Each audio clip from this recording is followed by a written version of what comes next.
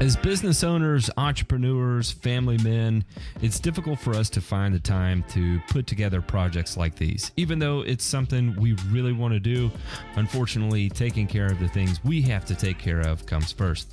However, because of viewer support for people like you, we're able to continue doing this. Please consider joining our Patreon and supporting the Burn and Return podcast.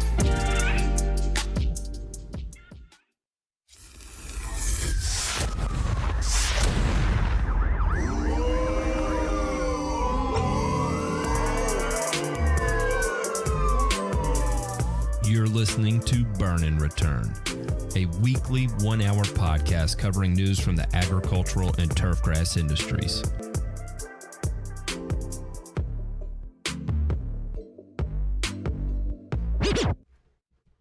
And when you hear the DJ scratch, that means we are back. Thank you, everyone, for tuning into another episode of Burn and Return.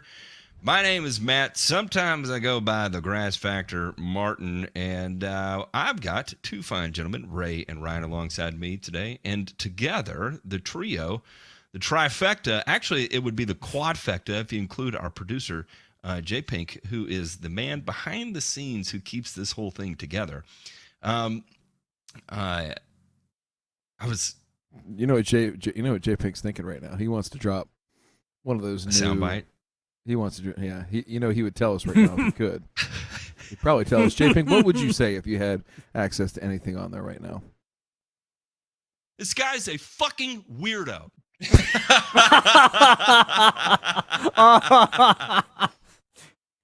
and means referring that about to all us. three of us. Yeah, referring to all three of us. In case anybody's wondering. For people tuning in to Burn and Return for the first time, what we do is we talk about the things going on the larger scale of our industry that could potentially influence the things we see on the micro scale of our industry, right? So we're going to cover everything from the green industry, of agriculture, pesticide use, genetics, all the way down to, maybe a local story about some people out in Scottsdale, Arizona that, need some help in some certain areas. And then, we'll wrap it out by taking a couple questions from the audience as well, and hopefully get caught up on some of those things as well. So, boys, how about we go ahead and kick off this week's headlines?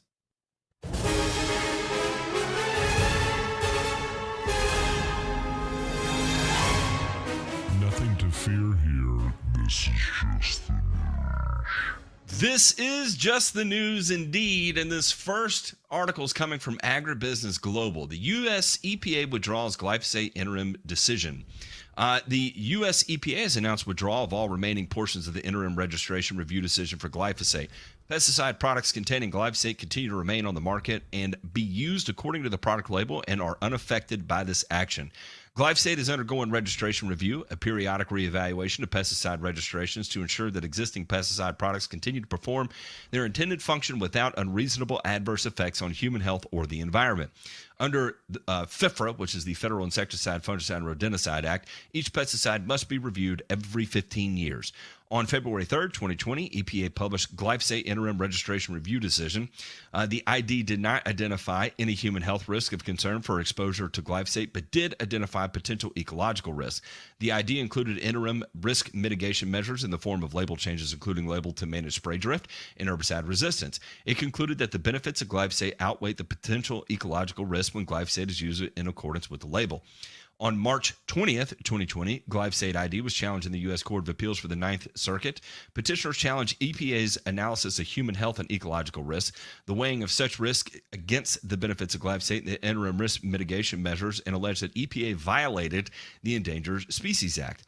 On May 18th of 2021, the EPA sought partial voluntary remand without vacatur of the ecological portion of the ID, so the agency could revisit aspects of its analysis in light of EPA's November 2020 draft biological evaluation of glyphosate and recent court decisions for the other herbicides, among other reasons. Hang on, it ain't over yet. The EPA has determined that withdrawal of the glyphosate ID is appropriate in consideration of the Ninth Circuit's June 17, 2022 decision. The agency is unable to finalize a new ecological portion in the registration review decision for glyphosate by the court-imposed October 1, 2022 deadline. Because of the time needed to address the issues for which the EPA sought remand for the ecological portion and satisfy ESA requirements, EPA initiated formal ESA consultation with the U.S. Fish and Wildlife Services and National Marine Fisheries Service for glyphosate in November 2021, and consultation is ongoing. Moreover, before issuing any decision, EPA must first prepare a proposed decision, published for a 60-day public comment period, and consider any comments received. EPA cannot complete these processes by the court-imposed deadline. The EPA's underlying scientific findings regarding glyphosate, including its finding that glyphosate is not likely to be carcinogenic to humans, remain the same. In accordance with the court's decision, the agency intends to revisit and better explain its evaluation of the carcinogenic potential of glyphosate and to consider whether to do so for other aspects of its human health analysis.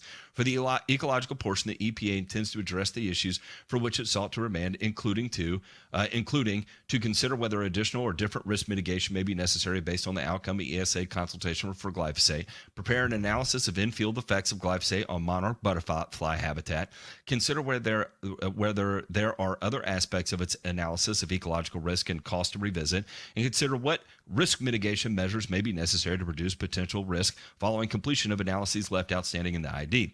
EPA also intends to complete ESA consultation with the services, make a determination under the endocrine disruptor screening program, and respond to an administration petition regarding glyphosate before issuing a final registration review decision. That is a lot of information at one time, but it's kind of parlaying exactly how we got to this point, right? So this started way back when, in anticipation of the 15-year review that happens to every pesticide under FIFRA. So no harm, no foul there. That is 100% normal. That's a check and balance system we have in place. And, they started, you've got to take comments from people on things that, they have concerns about and address them in the most scientific way you possibly can.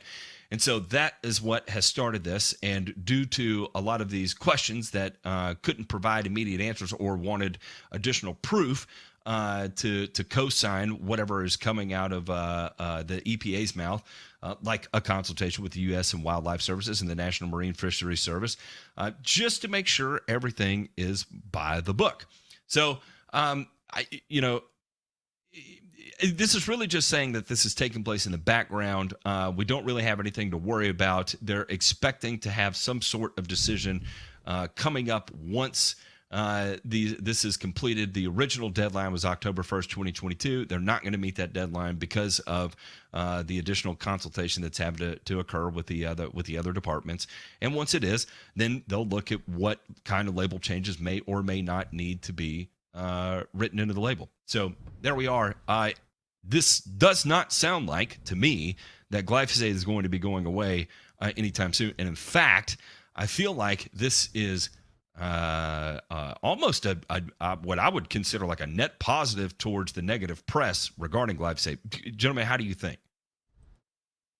Well, it's all part of the legal wrangling that's going on with this right now. So the Ninth Circuit held that they basically back in June had said that the EPA essentially did not do their due diligence in reviewing and coming to the conclusion that glyphosate is not carcinogenic, right? So they basically said, hey, you've got this artificial deadline that we've imposed. So this is the EPA just as a formality saying, hey, we're going to withdraw this process and we're going to start over with our process and re-review everything. So, Ray, it's actually interesting because if you go back and read the opinion from the Ninth Circuit back from June, there's a lot in there about the EPA basically kind of bashing their entire process, right, that they use not just on glyphosate, but on any other technical material, basically saying that they ignored evidence, to the contrary, and that they actually used and brought into their opinion the issue that jury trials have found, right, in some of these civil litigation cases and torts, right, that people were awarded ungodly sums of money because obviously glyphosate caused their non-Hodgkin's lymphoma or whatever other type of cancer du jour.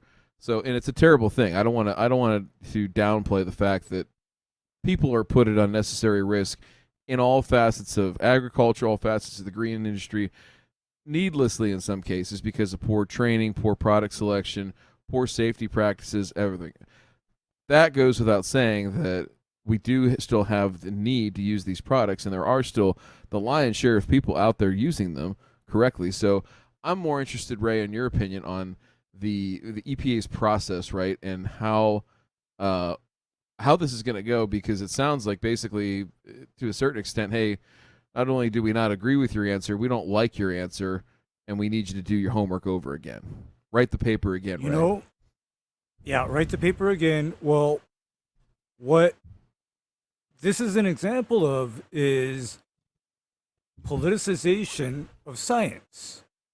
Okay? I mean, this is a case of, oh, I don't like your answer, so you're going to write that paper again, and you're going to keep on writing that paper again until I agree with your answer. That is not how science is done. That is how politics are done. And because glyphosate has been one of the most highly studied molecules used in the agricultural industry. And through all that study, there has been no concrete evidence of, danger, where I know within the agricultural industry, there are products that are honestly hazardous, and the manufacturer will voluntarily remove them from market, and the EPA doesn't even have to mandate it, and it doesn't even have to come to a lawsuit in some cases. The manufacturer just decides, you know what? This product is so crazy, and there's something better to use instead. Let's not have this around, because I don't want to be around when this makes somebody sick or this kills somebody. Roundup or glyphosate does not fit into that category of a product so bad that the manufacturer feels that it needs to quietly take it off market, because I'm familiar with several active ingredients that were, in fact, quietly taken off of the market with no mandate. Yeah, and I think there's always that give and take, right, between manufacturers and all their other, and this is probably the part that a lot of people don't understand, and nobody within government or the regulatory bodies will admit that there's horse trading that goes on for sure. Oh, hey, there's a lot of horse trading, yes. You want to re-register, let's just say glyphosate, for example. Well, that means then some of these other ones, like whatever, I'm not saying that this is a one-for-one, but chlorothalonil. Yeah, you know what? We still have it on the rose bushes. You still have it on the rose bushes in residential. Well, you know what? We really don't like those rose bushes being on the label anymore, Matt. No more overspray. That gotta go. Yeah, that gotta go away. And assholes. But but you see, again, that is more political, because this earlier today, I was having a discussion with somebody about exposure of humans, to applications to turfgrass. And basically, what it comes down to is, for example, you say chlorothalonil, right? What EPA is interested in is what happens when a barefoot infant crawls on a turf area that just got sprayed with chlorothalonil. What happens? I don't know. Bead exposure is not good. Obviously, that's a high point of absorption there. But yes, but here we are. Again, this is glyphosate though, and in turfgrass, how often is this applied as a blanket application? In the South, you're going to see it a fair amount. Just on dormant grass in general, and the part that really gets me about this, and why Okay, is the fact that if the leverage is that the jury trial has made the determination of the danger, what are the qualifications of those on the jury to come to that conclusion? Right? Is this the art of court? Right? And we could totally tap into Jesse on this, that there is a certain amount of performative art that takes place in a courtroom, because you are trying to motivate people to think a certain way based on the evidence and strike them emotionally in such a way that they act on it, right? And so there's a lot of manipulation involved through performance, and so it's hard, in my opinion, to point at the court cases and say, well, that is an objective view, and one we should definitely give a lot of credence to when determining the fate of glyphosate, right? Jesse just said court is part of theater. So again, thank you, counselor. I'm all for them to, okay, if they want to bash on it and they say our process sucks, we are corrupt as hell, we need to re-review this. That's fine. That's 100% fine. Let them re-review it. Let them consult with who they need to consult with. And we've had, again, the most researched herbicide on the face of the planet. If there's contradicting research that comes out, then we got a real shitstorm on our hands. But if trials are repeated and we come to the same conclusion, then the only thing we have on our hands is just more angry people. And then at that point is how well can the EPA at all handle the bad press of an emotionally charged populace. And if we're caving to an emotionally charged, angry populace at the sacrifice of our modern agricultural system, and having to eat the feedback, or not being able to eat due to the feedback, we're in a whole nother world of hurt here, and it can turn sideways really quick. We're almost out of time, so we kind of got to fly through the rest of these headlines here. Mississippi State has released Celebration Hybrid Bermuda Grass. Mississippi State has officially released Celebration Hybrid Bermuda Grass. The new cultivar is the first release at a Celebration X breeding program, which stemmed from the idea of cross-pollinating Celebration Bermuda Grass with numerous attractive Bermuda Grass genotypes collected and maintained over years at Mississippi State to create new lines. The goal of the program was to take all of the top characteristics of Celebration while developing new lines with better cold tolerance, a finer texture, fewer seed heads, and less thatch. Fewer seed heads. Ooh. The Celebration X breeding program was initiated in... was initiated in 2014 as a partnership between Mississippi State and Sod Solutions, a turfgrass research development and marketing company. So I have not used Celebration Bermuda Grass, and so I have. Is a little. All right, talk to me, Ray. What do you like about it? What do you not like about it? Okay, the original Celebration was a very deep green grass, required minimal nitrogen. However, the one issue that I could see or identify with Celebration is that is a grass where if you overwater it, you over-fertilize it, it quickly turns into a thatch monster. And Celebration, at least here in Hawaii, was touted as being a more shade-tolerant Bermuda. And it actually worked fairly well for the most part. The only caveat to that is when your Celebration is cultivated under a partial shade condition, you must refrain from string trimming or excessively low heights of cut. And no scalping allowed, because under conditions of shade, that scalping will turn into areas that simply fail to recover.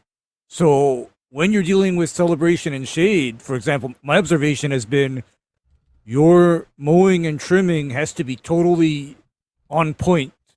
It almost has to be at green dock level.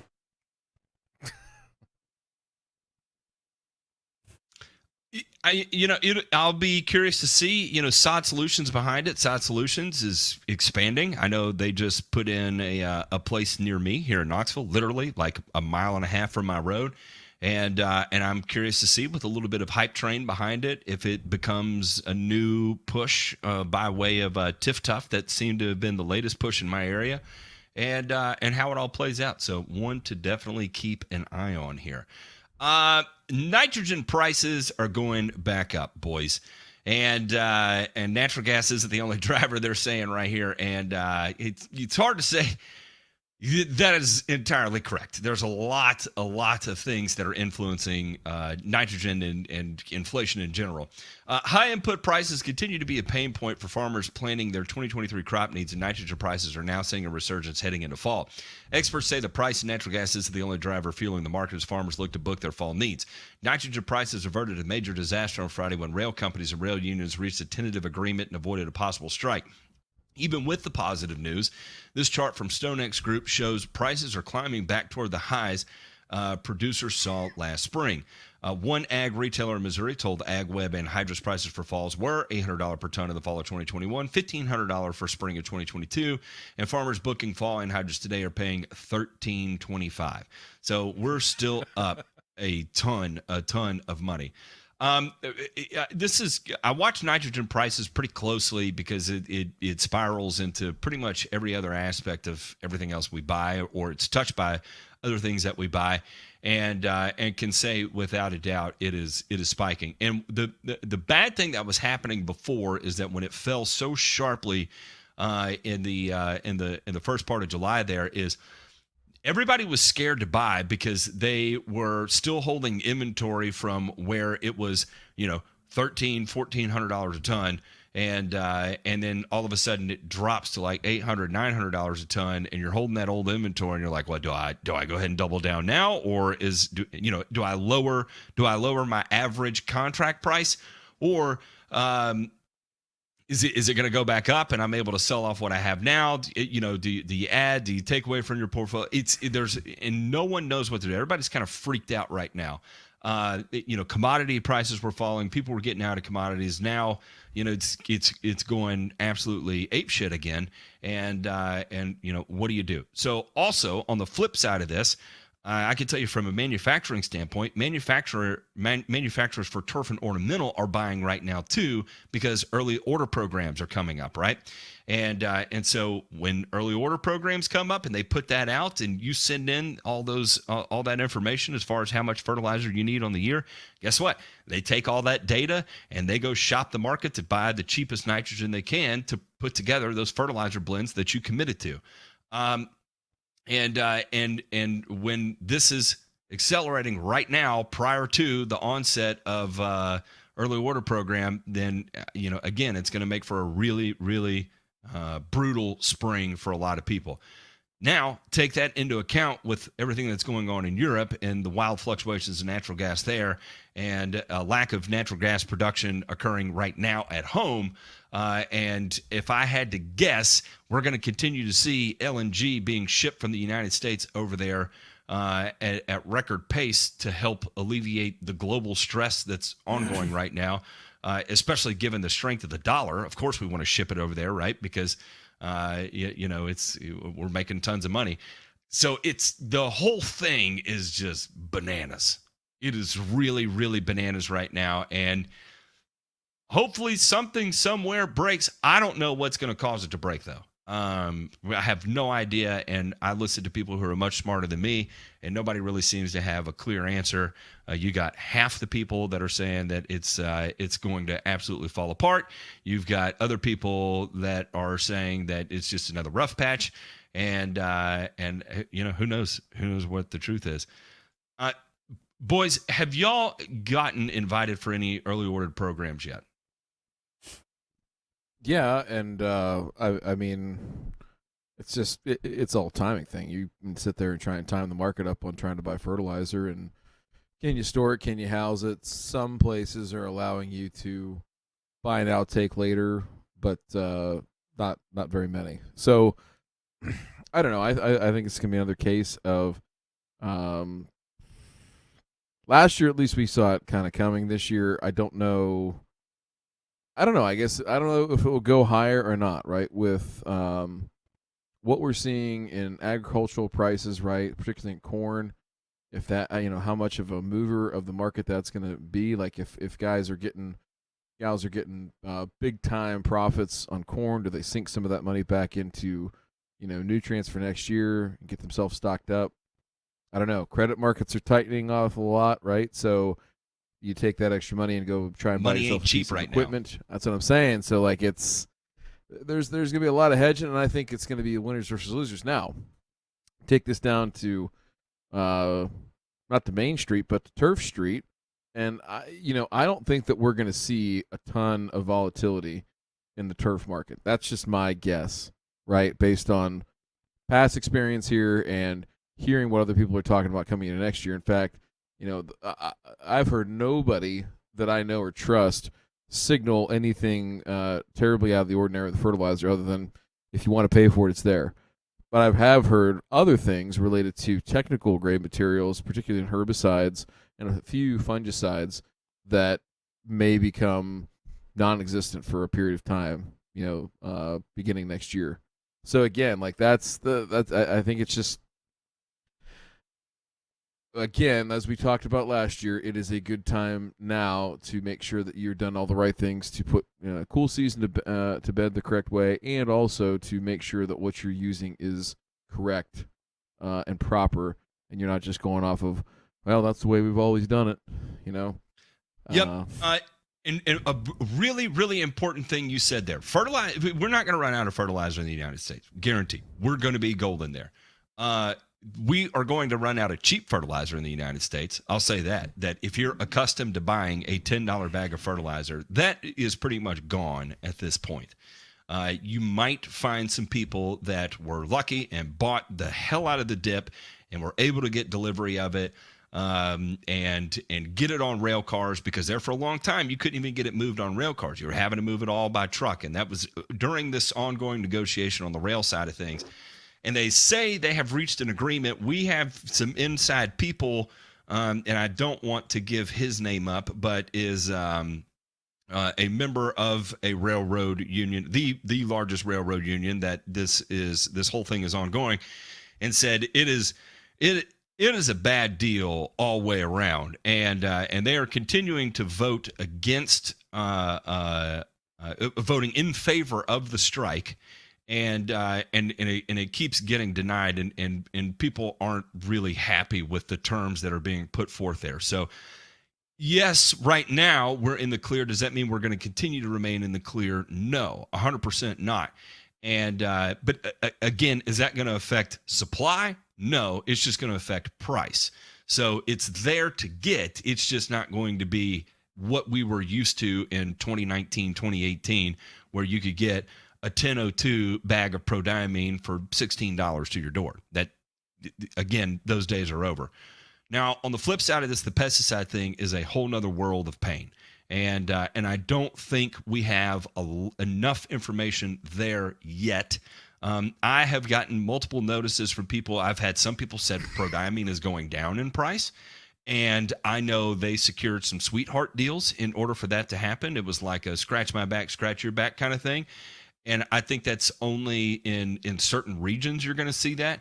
In other regions, the supply is going to be so tight that, especially like you said, when you start moving over into the fungicide side of things, it's going to get weird. I haven't heard anything specific out of New Farm. I hope they get their shit figured out with whatever's going on between Australia and China right now. And that's so significantly hampered their availability this year. I hope we see a resurgence of that. I don't have any inside information on that, but other than if you're a regular New Farm user, I'd probably start asking questions, because this year was a shit show in terms of availability. And don't get caught with your hands in your pants kind of sort of thing. And I promise you, the more information you can give your New Farm people up front, the better they can hedge for you and work for you to make sure you have what you need. They will be very appreciative of that. They're not going to think, oh, you're bothering me. They want that information from you.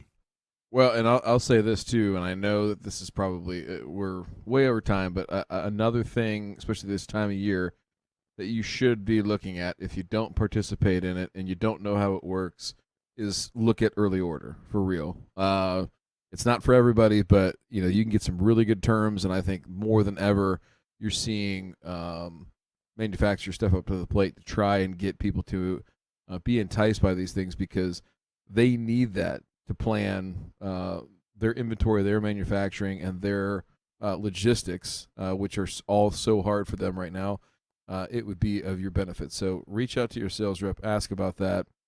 I'm not shilling anything. We make no money on this, but we don't want you to get fucked, right, Yep, Matt? Just trying to help because cash flow is the name of the game, right? And are we gonna get a? Nope. Didn't get it. Can we get a GF? Nope. Soundbite Get there? fucked. All right, There it and the is. big All one here, boy, I hope someone out there that is listening to this can give us some inside information. A misapplied herbicide to cause slow burn of greens temporarily closes Ross Bridge Golf Course. This is a Robert Trent Jones golf course in the fine state of Alabama. Cannon said a 1,000-pound bag of herbicide fertilizer mixture was wrongly placed alongside other bags containing a green sand mixture that is used as a top dressing on the greens at Ross Bridge. That led to a mix-up 2 weeks ago that resulted in herbicide fertilizer being applied to 14 of the 18 greens instead of the green sand. Cannon said the herbicide fertilizer mixture should have been in a locked building with restricted access. He said it was meant for Bermuda fairways and not for the bent grass greens. You've applied not only the wrong application at the wrong time, but too much of it. What it does is a slow burn of the turf grass. Cannon said he and Sunbelt president Mike Beverly were at the course Monday and said the greens were still playable, but does not expect that to last. Experts have taken sample of the soil and the turf to determine the level of the chemicals. They actually putt all right, but you can see them slowly dying. Sunbelt is planning to test plots of cool weather grass on 2 of the greens to see if it is feasible for a stopgap fix. Sunbelt will try what Cannon described as a dry injection of charcoal to absorb some of the chemicals and limit the damage. The course will close at some point, but Cannon said it is not yet clear when that will be. It could be any time between next week and next April. We don't know yet until we get through this process of trying to reverse the damage or grow a new temporary surface on top of what we have. Sunbelt was already planning to replace the bent grass greens with ultra-dwarf Bermuda grass in 2024. Cannon said the conversion will be moved to next year. He said the conversion will be an improvement. We know we can create a much more consistent, playable surface as the new Bermuda grasses are just exceptional. Okay, and again, anybody out there that has some inside information on this, on what was applied, I would love to know. Boys, any guesses off the top of your head of what fertilizer herbicide mixture was over applied to the greens? We speculated on Thursday that it may have been some Ronstar. I feel like if it was Ronstar, it would have been much faster. It would not have been a slow thing.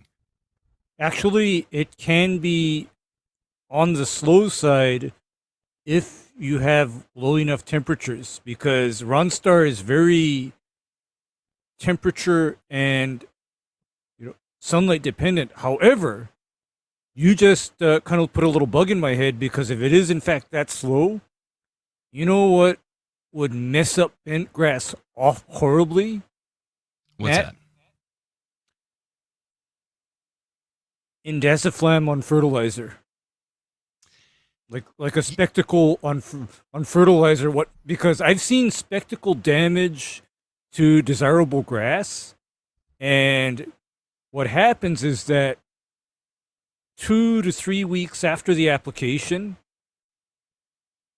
the affected area just goes into decline, and it's not a fast browning or burning. It starts as a yellowing, because the roots have been pruned to holy hell. So this is a suburb of Birmingham. Birmingham is literally hotter than the surface of hell. It is an absolutely miserable place to be in when it comes to humidity and heat. And so I think this indaziflam on fertilizer is probably dead nuts on. I would love confirmation of that Because to come through. Indaziflam on fertilizer, that would be perhaps an appropriate fall application to fairways and roughs, right? That would be an appropriate application. But here's where it gets sketchy is if you have a Bermuda fairway, Bermuda rough, and then you have bent grass greens, most of what you apply to the Bermuda areas can never go onto or near bent grass at all. Especially not something like a spectacle on fertilizer. That's catastrophic. And by the way, here's what I know about reversing herbicide accidents. The more potent the AI, the more activated charcoal you're going to need in order to even attempt to reverse it. So when you're talking about something like Indaziflam, where effective rates are maybe only like less than an ounce per acre, or maybe even a few grams per acre, you're going to need a lot of activated charcoal to make that absorb and turn around and even be able to grow something like annual rye, because annual rye, or most of the cool season overseed grasses, are extremely sensitive to Indaziflam. So these guys have got problems. I was thinking more like a Deere 35G Mini X to take care of that problem, but you know. Yeah. DeMay, what is going on in the world of the superintendent right now? He probably He's made fired. the call to go apply the sand, right? And is it the assistant super who went out there? Was it one of the grounds guys that went out there? You know, who? They're all feeling the heat right now, but that assistant super and super, what do you think is going on in their mind? It's awful. I mean, it's a miserable existence, and I don't know. I mean, I always say this is, you know, would you rather just get outright fired, or would you rather work at a place where, you know, through your fault, no fault of your own, perhaps, nobody trusts you? I'd rather just be going on down the road, boys. I mean, I understand that times are tough and things like that for certain people, but yeah, I don't know. It's, you know, it ranges. I don't know, you know, how long that person's been there, what their background is, anything like that. And I hate to speak ill of them. Let me say this, is that nobody got up that morning to go to work and said, man, I can't wait to go fuck some shit up today. I mean, everybody there. Yeah. So it was bad. You know, whatever happened was bad. Whatever really happened, we will probably never really know the full and true story. And unfortunately, you know, well, fortunately, I should say, fortunately, they do have a plan to rectify the situation. It's just going to be some short-term pain right now. Without a doubt. Gentlemen, that is going to conclude our headlines. Let's talk about this week's Joe Knows Turf.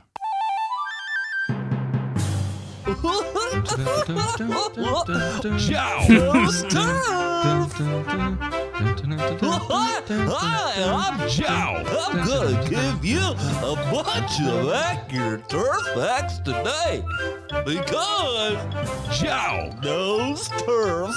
Yes, he does. And turf facts we have on the menu for today. DeMay, I'm sure you've got us lined up just a real doozy. So how about you take us into it? You know, the more often that we do this, the less that we have to search to try and find stuff sent to us, and you know, we just have to take it as it comes. And so I was sent this one here just within the last 24 hours. I think I can't exactly remember when, and I watched it and I wanted to share it all with you just to see first where it lands, and then talk about a little bit. There's some Joe Knows Turf ease that we can talk on the backside about this related to the topic of this video. So J Pink, without further ado, let's go ahead and watch this video from our good friend at Budget Lawns.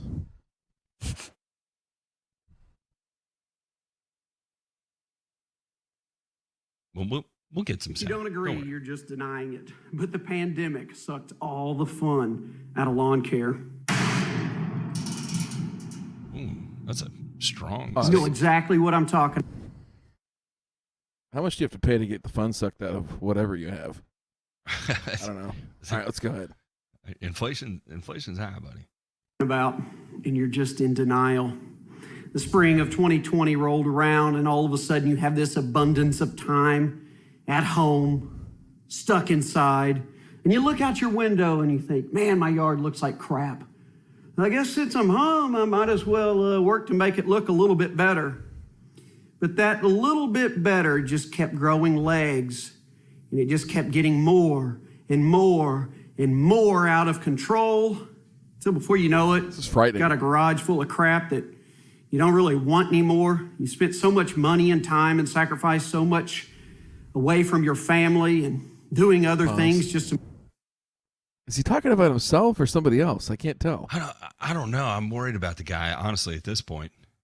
Is he Make okay? sure Well, you- just because he's a Woo Pig Suey fan or what?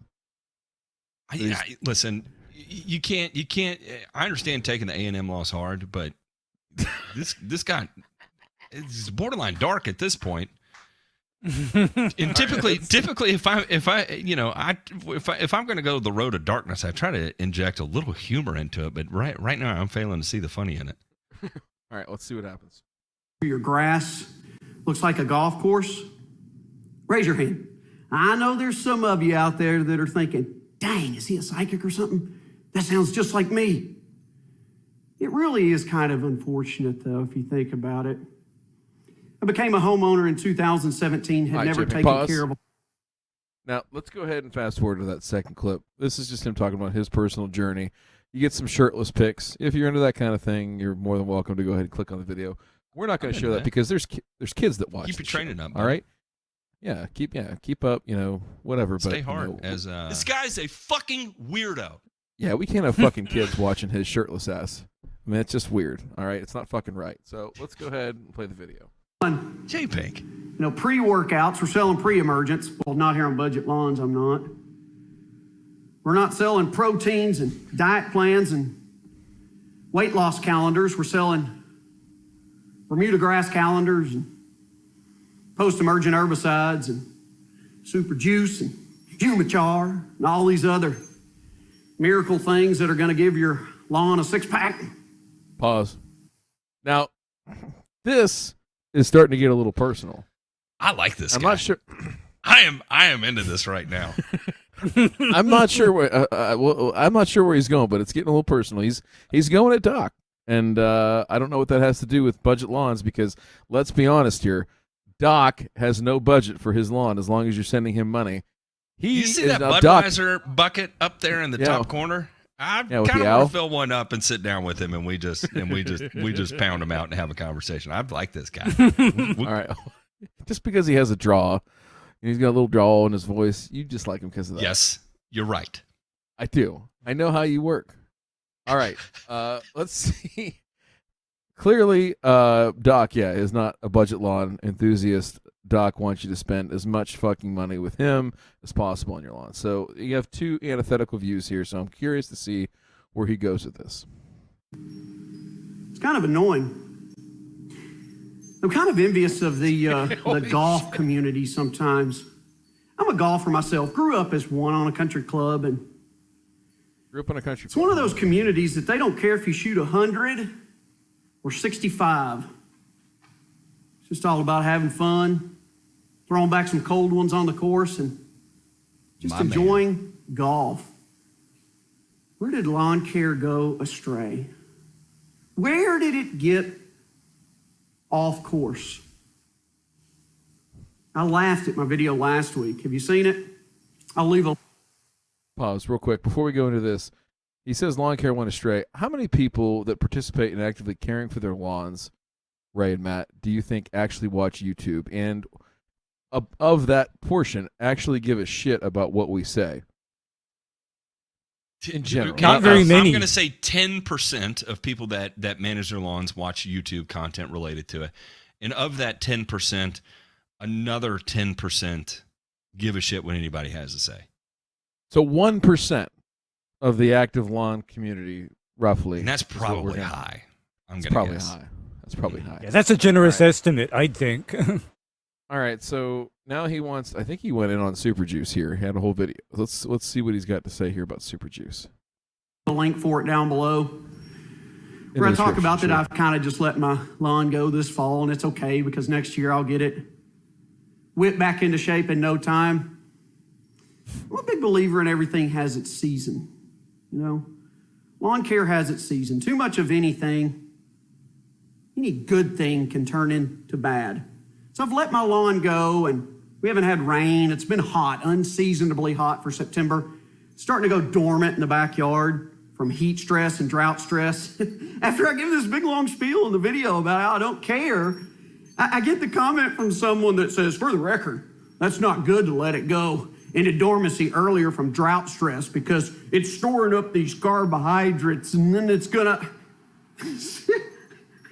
Carbohydrates? See, even lawn care, we're talking about carbohydrates? Pause. Yes. Okay.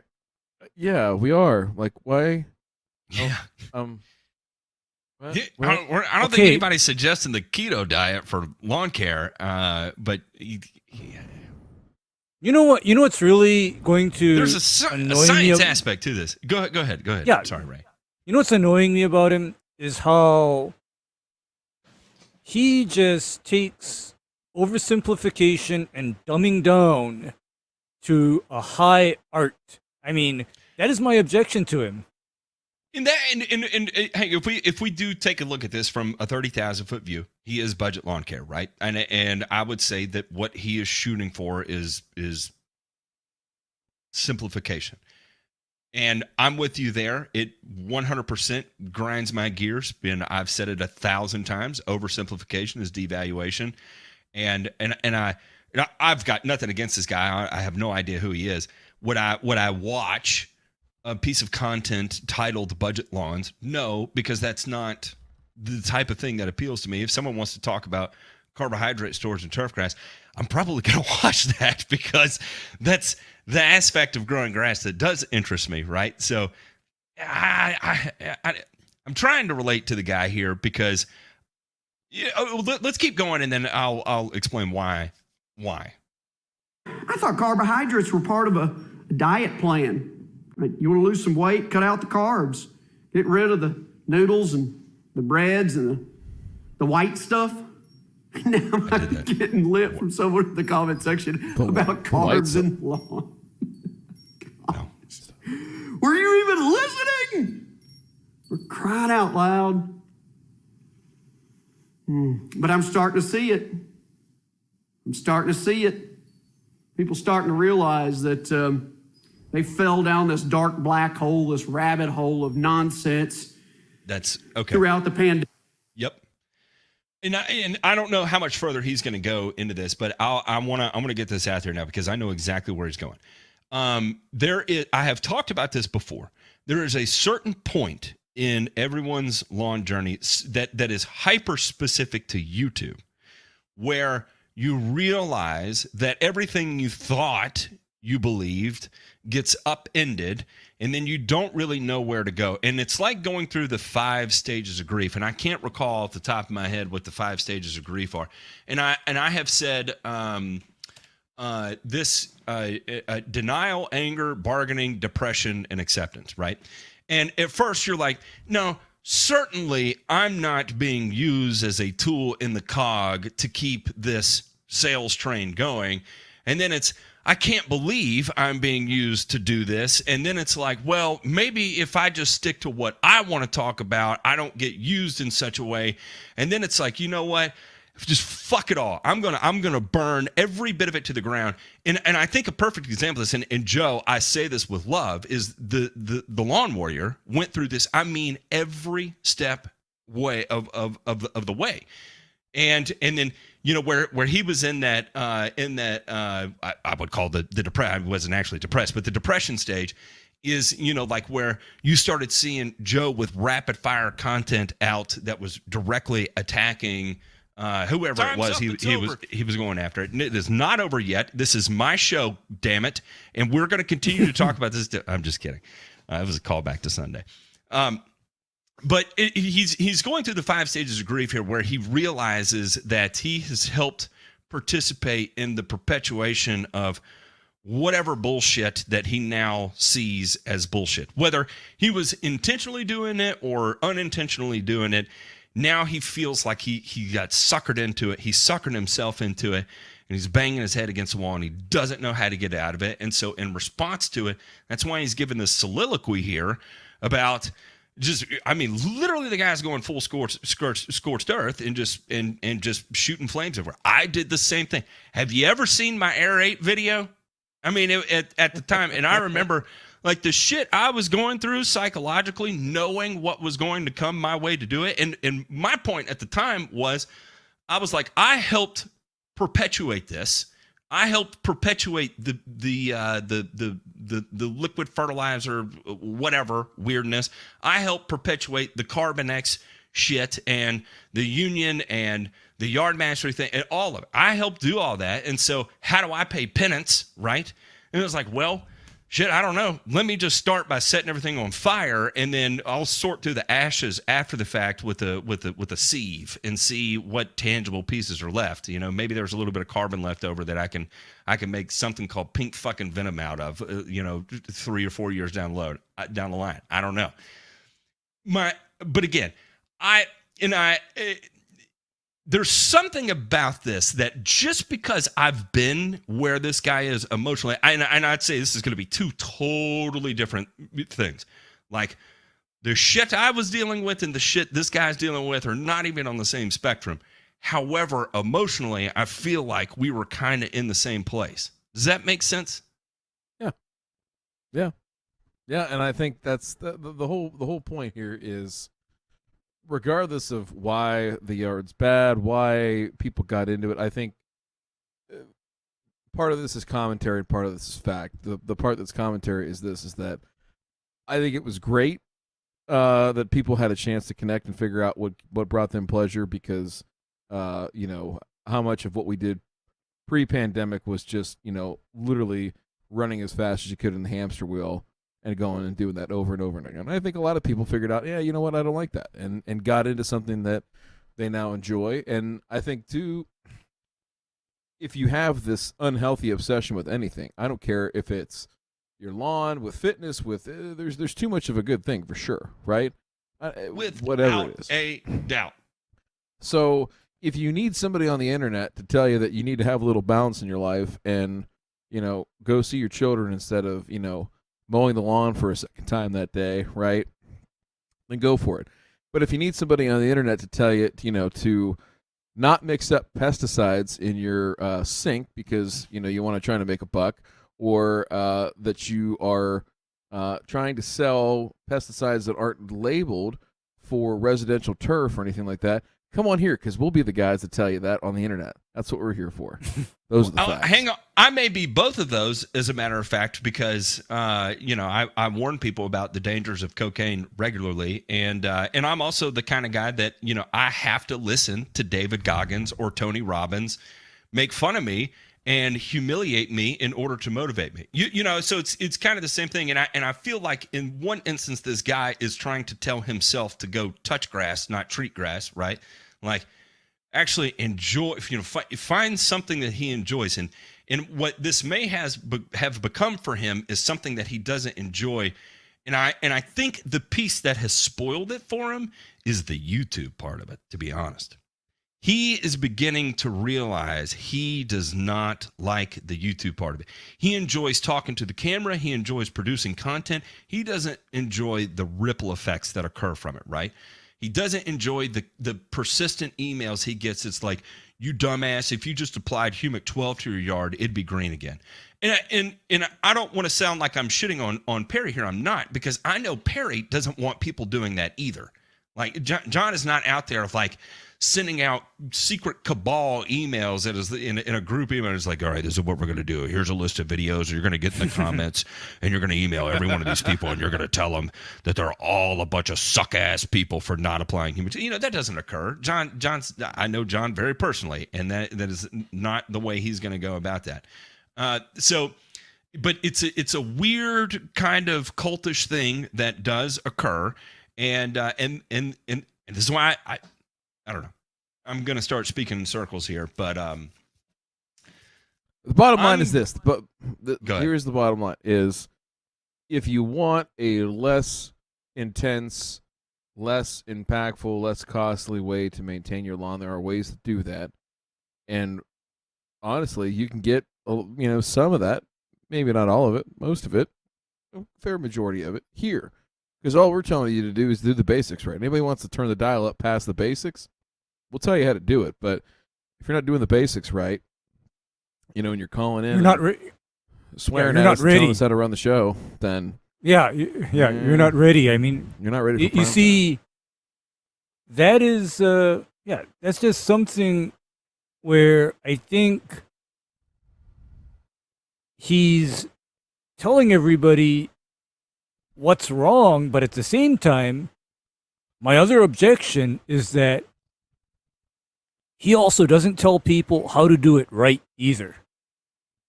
Because if I'm going to tell somebody what they're doing wrong, I'm also going to tell them what I think is the way to make things right as well. And you see, it's not useful for somebody to sit up there and say, "Oh, you're doing too much to your grass." Well, then you know what, sir? Do tell me exactly what I need to do, because like I tell my customers, I am terminally lazy.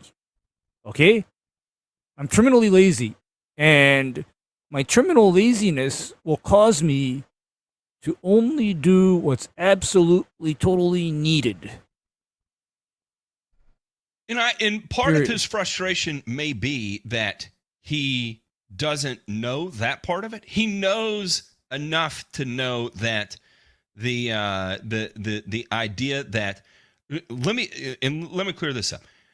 94% of people out there can get bags of urea and make applications to their yard and have lights out banging ass lawns, applying pre-emergent, a little post-emergent weed control, and a little bit of urea. Now, it all comes down, there's a lot of nuance and timing of those applications, and that's where the complexity starts to dial in, and that's why we say oversimplification is devaluation, because yes, you could do it with just a bag of urea, but there's some challenges that go along with it as well, too, right? But again, 90+% of cases are going to be absolute, without a doubt, winners with just a bag of urea. So that may be the part where he may know it can be done with a bag of urea, but he doesn't understand the intricacies of how to get it done with a bag of urea. And that may be playing in, I'm speaking out of my ass here, that may be playing into a bit of this kind of scorched earth approach that he's adopted here, that he's frustrated. He doesn't know how to communicate that part of it, but he knows that the insanity that we're seeing on YouTube is probably not it. Well, listen, I want to leave it like this: is Travis from Budget Lawns, if you ever want to come on the show and talk to us, Yes. come on down, brother.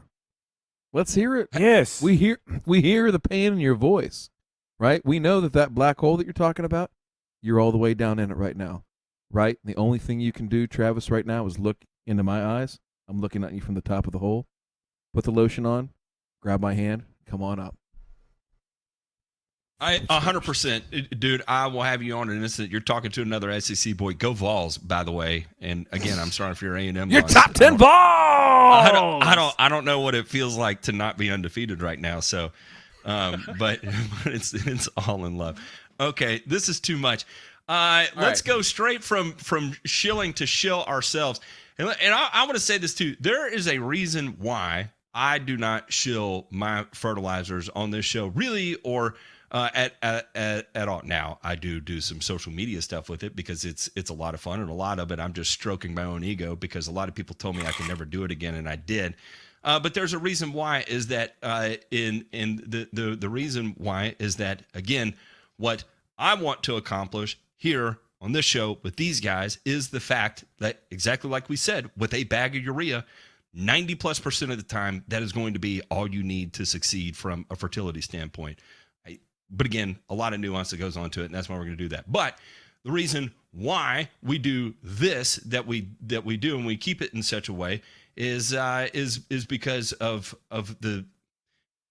We want to remain as honest and unaffected by the rest of the world out there. And the way we're able to get that done is with our patrons. Patreon.com/burn and return. We are so forever effing grateful that we're able to keep doing this and the cool things that we get to do because of it. Because if you think we're taking this Patreon money and just lining our checkbooks right now, first off, at these types of prices, there ain't no way in hell we'd be lining our pockets. But what we're doing with it is we are investing this right back into airplane tickets and all kinds of stuff, so we can all come together for our meetup that we're going to be having here. In I don't know, a little less than 4 weeks. We're all going to get together. Ray's coming in. Ryan's coming in. There's going to be a plethora of people in the Patreon that are all coming together. We're all going to go to jail, and we're going to laugh about it and take all kinds of pictures, and it's going to be a wonderful thing. And the great thing about it is that we all get to come together and talk about the things we enjoy talking about, like what it feels like to get lumped into the dark hole that Budget Lawns is, and the things we had to do to get out of it.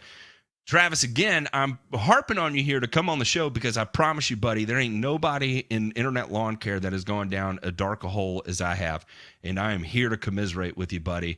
And so please come on.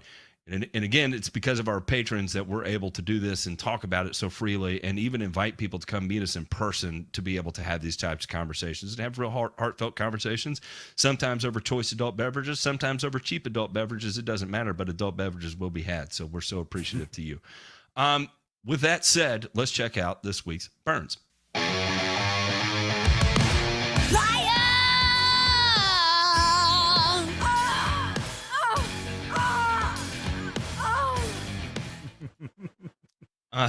Boy.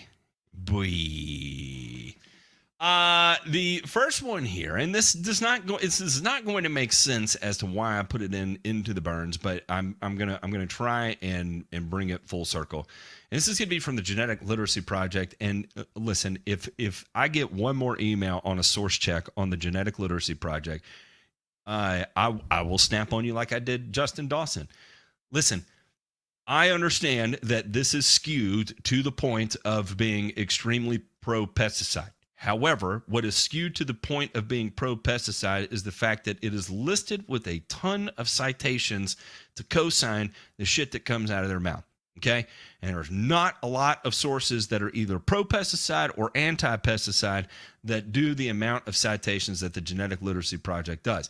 And until there is a rivalry faction that does so without manipulating data like, what is the one, the EWO, I think it was, that completely rewrote the rules as far as what is an acceptable level of glyphosate. You know, they reduced it to like by 100 and said this is actually, you know, the tolerable limit versus what the EPA, which was like 100x of what they determined. So again, this is not data manipulation. This is just kind of stating the way things are. And it reads like this. Moderating agricultural pesticide use is a good idea, but only if it helps balance environmental and economic realities and is not just an ideological exercise, which is interesting because this sounds very much like something you would not read from the Genetic Literacy Project. And then they take it right back right here. The EU is going too far in its control of pesticides. The Commission is updating the 2009 Sustainable Use Directive and upgrading it to a regulation. So far, so normal. More rules, more red tape around the use of pesticides. In fairness, the use of pesticides does have an impact on the environment, and it is right and proper that their use is monitored and controlled. The issue with the proposals is how far they go in their desire to control and limit the use of pesticides. It is also clear that any benefit from the regulation will be marginal, and the habitat loss has a greater impact on the environment than the pesticides have. In summary, all pain with little or no gain. The proposals as they stand completely ignore 40 years of ongoing EU regulation into the availability and application of pesticides. Pesticides available today are completely different animal to the range available 40 years ago. Regardless of how effective a pesticide is, its impact on the wider environment is the arbiter on whether it is available for use. This is, as it should be, But the proposals ignore this. This is an excerpt. You can read the original here, and it goes on. And we'll have a link to this in the show notes that has a lot more information there. And so why this specifically was a burn is this line right here. The issue with the proposals is how far they go in their desire to control and limit the use of pesticides. And I think it goes even a little further than that. And I think the main burn of this is that where you're going to see the EU get real weird is like they're going to start criticizing other people and acting like they're not going to allow things from other countries that utilize these pesticides into the country until they start running out of it. And then all of a sudden they'll start allowing it, kind of sort of deal, right? And I think case in point is where there, DeMay, do you remember the issue with the EU and Africa here most recently? Where the EU was like, no, we're not going to accept any more grain. I remember it. Yeah, I remember it. And what was the kind of double-sided edged sword to that, Ray, if you recall? Okay, what the issue was is that this involved pesticide residues of pesticides that were essentially banned by the EU, but still used in Africa. However, irony is that due to the ban of the pesticide within the EU, that crop no longer became profitable, viable, or practical to cultivate within the EU. So what do I always talk about how here we go again, exporting all of the filth, the nastiness, and the toxicity to somewhere else. And then, because, okay, if it is in fact that bad, then my words to the EU is to say, okay, you know what? You don't like that. If you don't approve, then you know what? Then don't have the frickin' stuff, okay? Whatever crop that is, go without it. Don't grow it in Africa and make the people suffer the bad effects of that pesticide use, for example, if it is in fact that bad, make them suffer and then buy that crop back from them. No. You know what? That is hypocrisy. Not acceptable at all. DeMay, talk to me on this, and this is what I would say. This is one of the things where you're going to see me let up on my libertarianism is to say, I do agree the use of pesticides does have an impact on the environment, and it is right and proper that their use is monitored and controlled. That is one thing I will agree to. Now, the rest of this, as far as the red tape that is becoming more and more apparent, how much of this do you think is necessity, and how much of this do you think is just, I don't know, give me your take on this when you read it, just in general. In general, I mean, I think there are how do I want to say this, is that there's really three sides to it, right? There is the side that says that the mindset that, hey, come get it and pry it from our cold dead fingers, those people have to go. I'm sorry, but like times are changing. Well, I'm just saying, like that.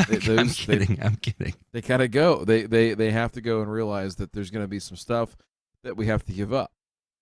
That being said, the other side of this is what we always talk about, right? The velocity of change and the will and the capital and the desire to come up with better solutions, right?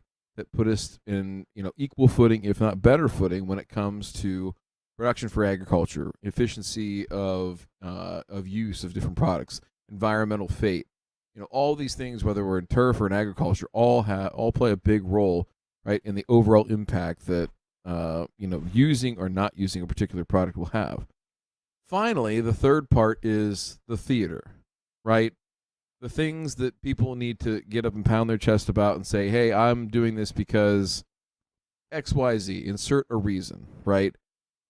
In trying to get things banned with little to no regard for the nuance of the situation, the reality of the situation, and most definitely those that will be affected by the situation. And so they will say that, hey, it's a lot of fear-based stuff. It's a lot of stuff that quite honestly, doesn't make a lot of sense if you really break it down. If you ask them, 2 or 3 or 4 questions of, well, why, it doesn't take long for that whole argument to tumble and fall to the ground. And so all I would say is that, we got to do better. I like the idea, though, and like the way that they put this, is that, the science over the ideology is what's got to rule the day. We just talked about a court case where maybe there's a little bit of a crossing of the streams right between those two things, and I'm interested to see how that works out. I think that'll be a good litmus test to see what happens in the future here. But we have to somehow, and I don't know how. I wish I could give you an answer. Is try to maintain the leverage that our job is to grow the plants and grow the crops that people want and or need to have grown, right? And we're going to use all available tools. We're going to follow the letter of the law, and hopefully we're able to respond accordingly when the time comes that, hey, we need to do something different, but only for good reasons, and not just for personal or selfish reasons by those who are in power. So we'll see what happens. I wish that more stuff like this would come out, and I wish more people would think about it like this. Unfortunately, I don't have high hopes, so we'll see what happens. Yeah, I'm right there with you. Same here. This is pretty interesting here, and what I love about this is an educated member of the community is the one who's raising the alarm.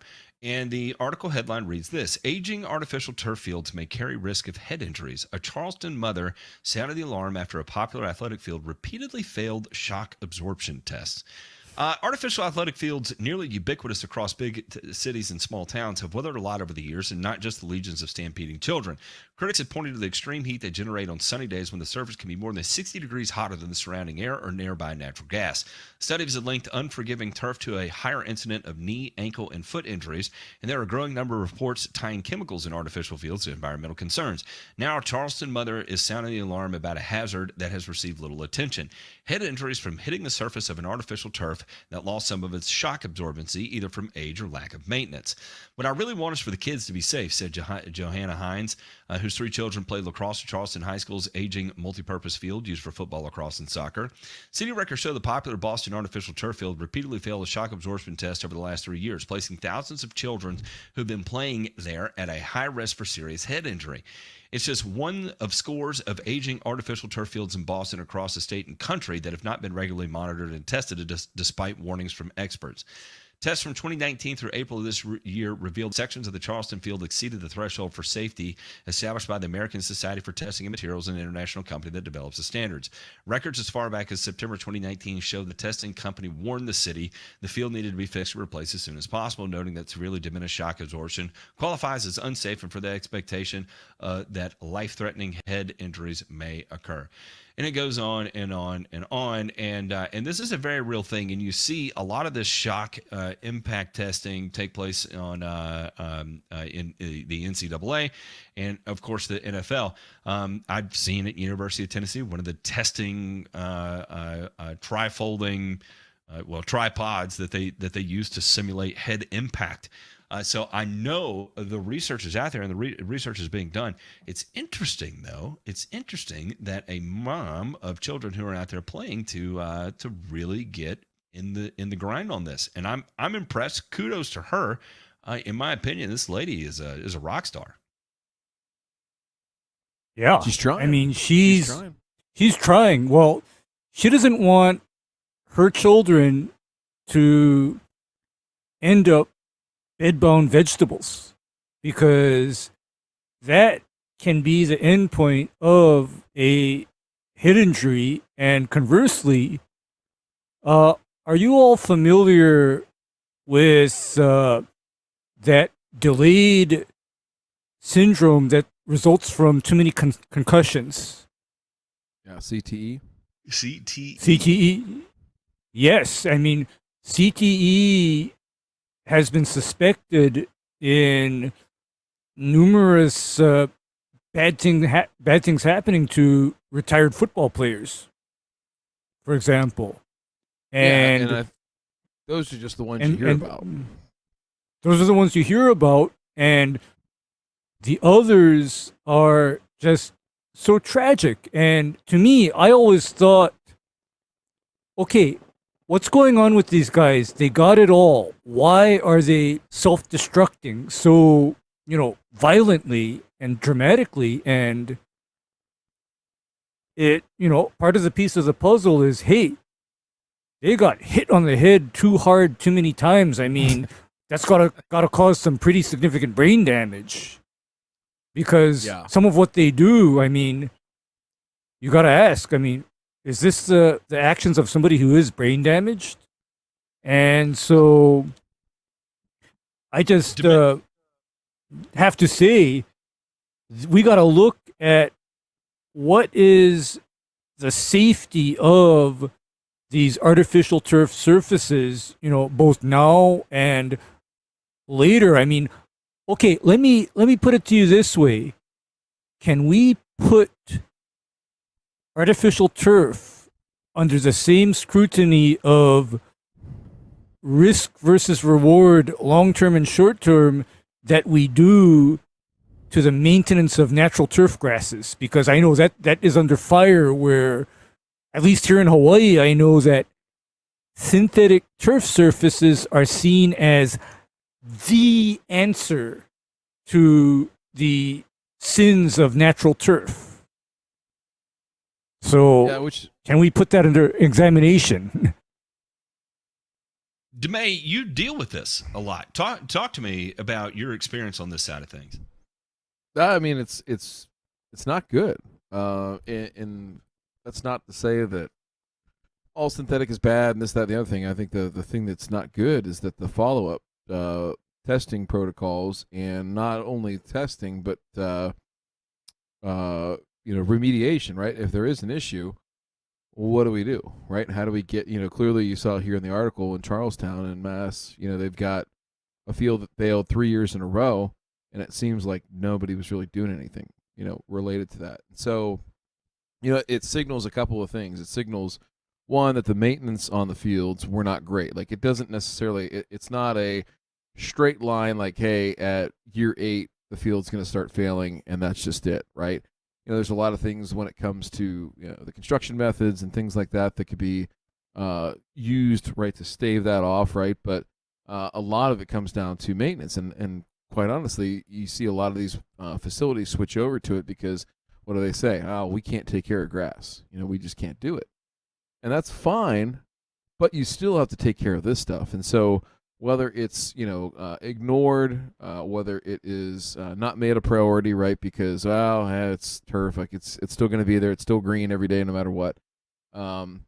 We see this more often than not. We see this in a lot of cases where these fields become too hard, right? And essentially, from either a lower extremity or a head injury situation, you could have more injuries on these fields. And so, I guess the bottom line is this: if there is if there's a field in your community, and if you're an applicator, you listen to this, and that, hey, you work with the high school that, hey, they switched over to turf on the football stadium, let's say, but you still treat all their practice fields, their baseball fields, whatever the case might be, just ask them, hey, when was the last time that you had, and the test that they run is what's known as GMAX, GMAX, and that tells you the surface hardness that's on that field. And so we could go into and talk more about the science. It's not worth it at this point, but all I'm asking is everybody in every community just to ask, hey, when was the last time that test was done?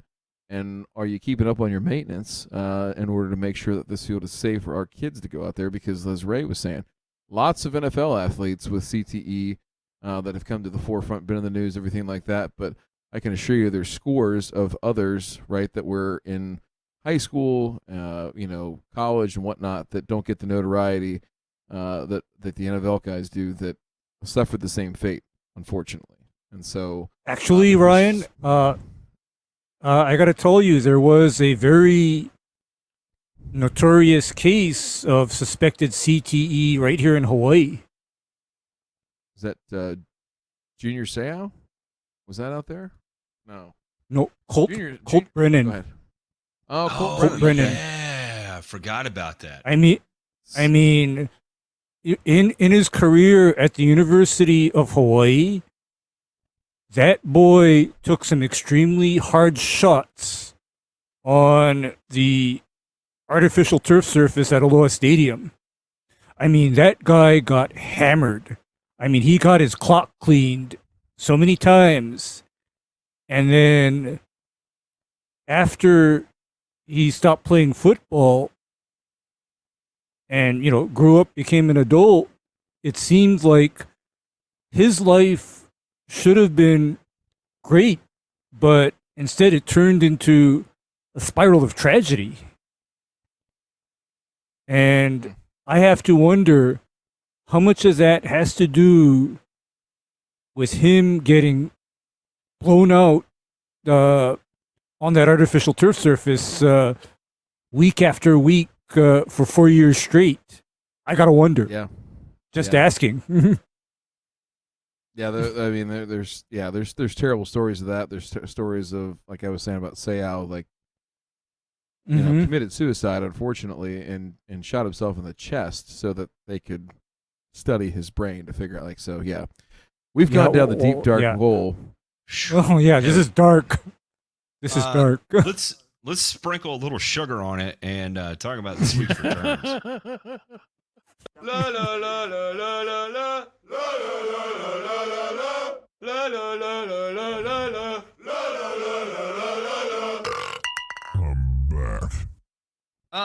Why hot foam could be the weed killer of the future. A biodegradable foam could be more effective weed killer than Roundup, study suggests.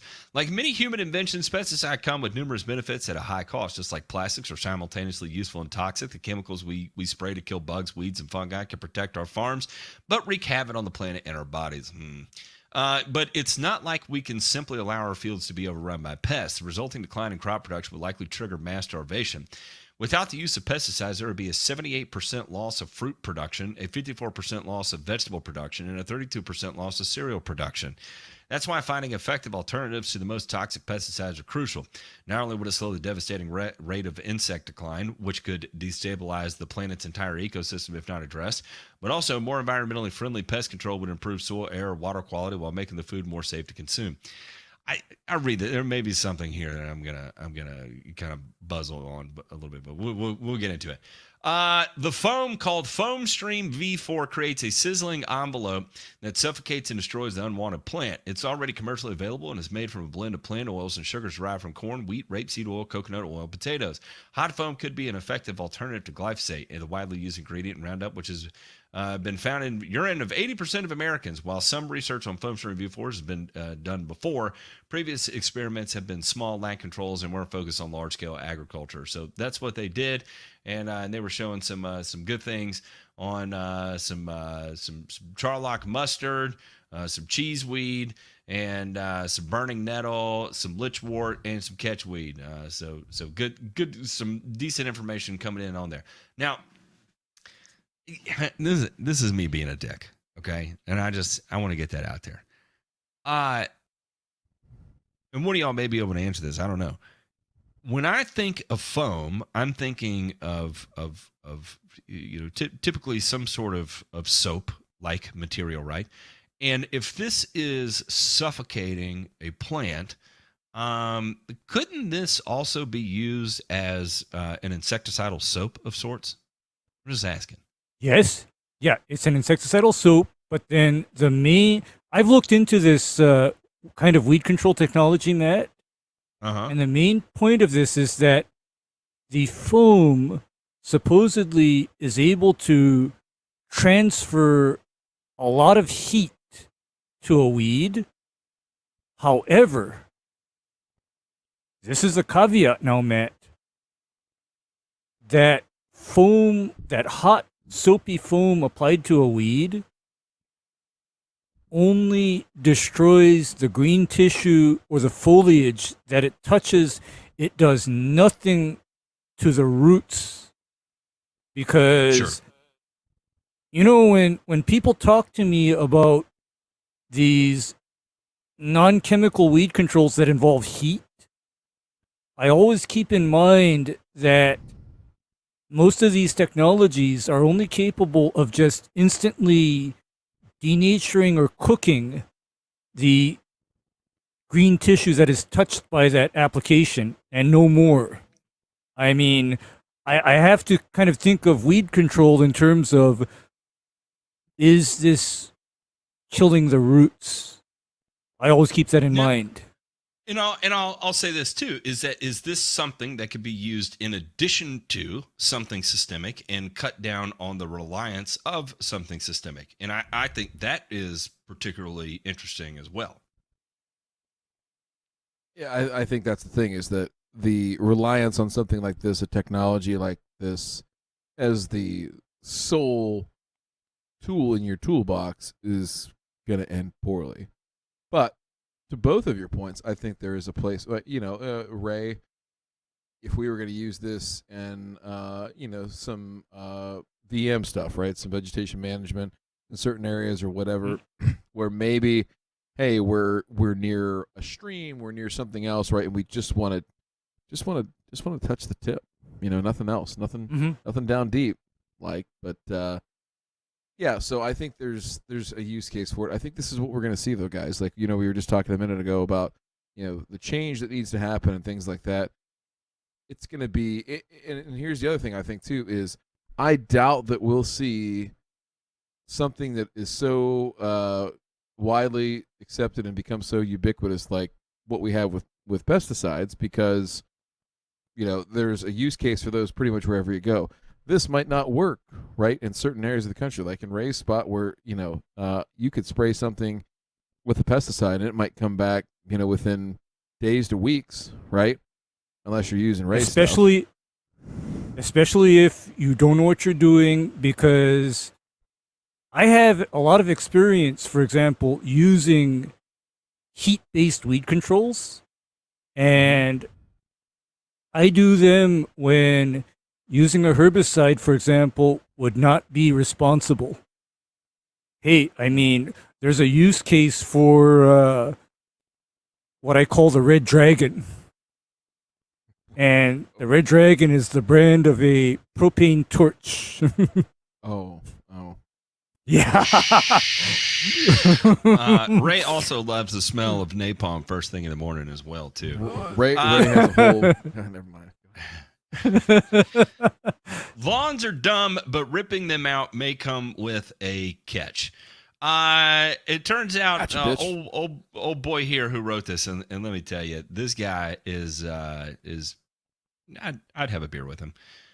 Probably not. He really hates yards. But here's the problem. Good riddance to lawns, but urban planners may need to navigate a potential catch. Turfgrass does one good thing. In fact, it does a hell of a lot more than one good thing, but this is the only thing that he could come up with, probably because the glasses on his face are so tight, they're squeezing on his frontal lobotomy there. As plants photosynthesize, they spit out water vapor along with oxygen, cooling the surrounding air. This is known as evapotranspiration. Because of this sweating, rural areas can be up to 20 degrees Fahrenheit cooler than adjacent cities, where a built environment that's largely asphalt and concrete instead soaks up the sun's energy. Accordingly, scientists are encouraging city planners to deploy more green spaces to attenuate this urban heat island effect. Ripping out lawns could actually create a little bit more heat. A little bit. That's an interesting way to put that there. Suggests a new small-scale study in the Journal of Hydrology.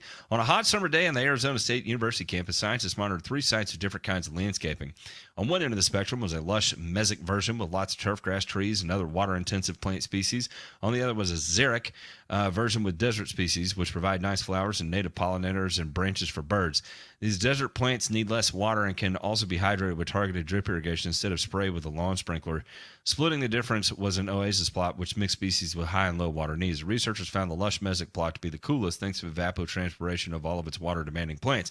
The air temperature of the more sparse xeric plant was on average 5.4 degrees Fahrenheit hotter than the other two, but it also required less water because its native species are adapted to the parched desert climate. Overall, the oasis being a little bit of the middle ground, providing cooler temperatures in the xeric while using less water than the grass-heavy mesic. On the plots of land at AOSU, at least, the ideal landscape might be a little bit of grass mixed with native vegetation. It doesn't provide the major water savings and biodiversity boosts of an... I'm not even going to continue to read this because it is so fucking slanted. It's infuriating that he cannot give just a neutral view of this and state what it is. He just has to continue to shit on lawns through the entirety of the thing. And that's, I'm not going to make it personal. I was about to say something horrific, and I opted not to at the last moment there. But again, here we go with one of those things where it's all great and fun and practice, and let's just rip out all the grass and put it back in. And here we're seeing a 5.4 degree Fahrenheit difference between the two. And if I recall correctly, like the thing we're all wigging out about right now is a couple degrees centigrade in terms of rising average temperatures. Yeah. Right? Yeah. Well, yes, you're right. 5.4 degrees Fahrenheit to Celsius. I don't know what that is off the top of my head.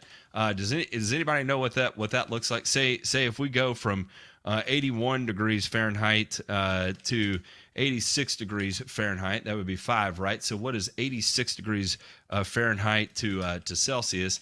That would be 30 degrees Celsius. And then if we were previously at 81, I'm Did it in Kelvin. Lord have mercy, Matt. Jeez, typing like a child here. So that would be 2.8 degrees Celsius difference there that we just moved. Wow. And if I recall correctly, that's within the realm of like, holy shit, the world is not in a good state. If we're shut it all down, right? So, yeah, right. So right, Matt, shut it all down. Now, again, you've got stories on both sides, and the truth therein lies the middle is typically how we hear about these things, right? And I think this, Time's up. It's over. We're seeing someone literally shoot themselves in the foot on the previous policy of ripping it all out and going with the xeriscaping at the expense of saving water, when in reality what we've done here is we're creating these massive hotspots that are showing 5 degrees Fahrenheit difference on average. Now, granted, this is ASU, and it says this is only one study, and I'm fairly certain if we replicate this, because, just logically, you can think about this and understand how it works. And then we're not even taking into account the filtration effects that occur of filtering things that come from impervious surfaces as it runs across turfgrass areas and gets a place to deposit and safely stored there where it's not going to end back up in our drinking water. So, I don't know. This is did old boy just shoot himself here? In the I foot? think he did. I think he did, because this article is basically, whether he knows it or not, is vindicating maintained turfgrass areas as number one, a buffer against heat. Because when somebody, for example, tells me their turfgrass is getting enough water, do you know what one of my tests is? What's that? I step out into that area during the middle of the day, and if I'm dying from how hot it is, I look back at them and I say, nope, this grass is not getting enough water. And the reason why I can tell is because well-watered grass is a little bit cooler than surrounding. So, right there. And next, other issue that you touched on, Matt, is turfgrass normally serves as a very good filter for environmental contaminants. Inert rock is not, for example, a good filter. In fact, even here in Hawaii, did you know that we also have restrictions on creating areas near waterways or surfaces that drain off into the storm drain system that are not composed of grass or vegetation? Did you know that we have those restrictions? Not surprising. Yeah, and that is because it is acknowledged that grass or green vegetation is one of the best filters for environmental contaminants versus rock. or some kind of a xeriscape surface. Maybe old boy will come on the show, Matt. What do you think? We'll get him on here. Yeah, we can certainly try. I'm fairly certain this guy would watch about 30 seconds of clips and then report us to YouTube as some sort of Terrorist I don't know. organization. Oh man. These domestic terrorists, they are without a doubt QAnon. I don't even know why I said that. Okay, then we were so far over time. I'm going to skip the last one here, and we will pick that up in the next week.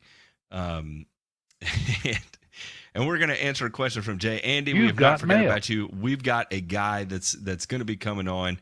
Oh, I'm actually going to apply to this guy privately because I don't want to talk about that publicly. This is not the place for it, so I'm not going to.